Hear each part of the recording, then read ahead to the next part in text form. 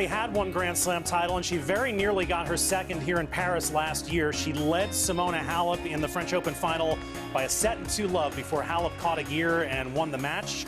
What has Sloane learned since then? Obviously, right after the final, it was very emotional, and it was like the world was ending type of thing, which it was definitely not.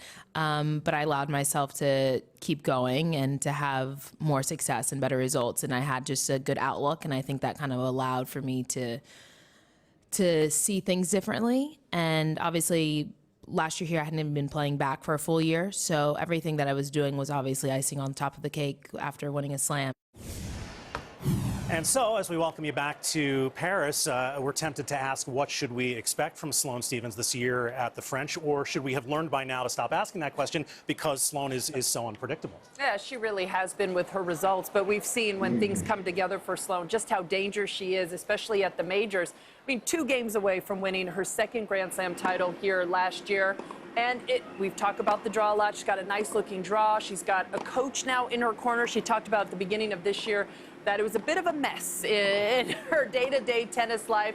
She feels that's under control. I think you always have to consider Sloane a contender at the majors, and especially one she's played well out in the past. From the Republic, or hit or miss. You never know with Sloane. She's played 5 majors since she won that U.S. Open. She's made the final here, a quarter, 4th round in Australia. She also has 2 first-round losses. So if she beats Misaki Doi, well, you know, she'll hang around for 10 days. But who knows? I mean, a lot going on, and she's now engaged.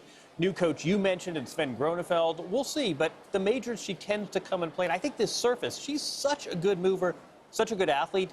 Clay is not a bad surface for Sloane Stephens. We saw it last year. Paul, as someone who's coached Sloane in the past, what do you think of the new partnership with Sven Gronefeld? They had a nice run together in their first event in Madrid. Well, John and Lindsay mentioned it. When Sloane's happy, she plays great tennis. She just got engaged. She's got a new coach. She's very happy with the structure that Sven brings. There's more continuity to her daily practices, understands what she's doing. And because of that happiness, when Sloane is at that level emotionally, that's when she's most dangerous. I think she's going to have a big French Open. There's no reason she shouldn't. She opens against Misaki Doi of Japan. That is on the schedule tomorrow.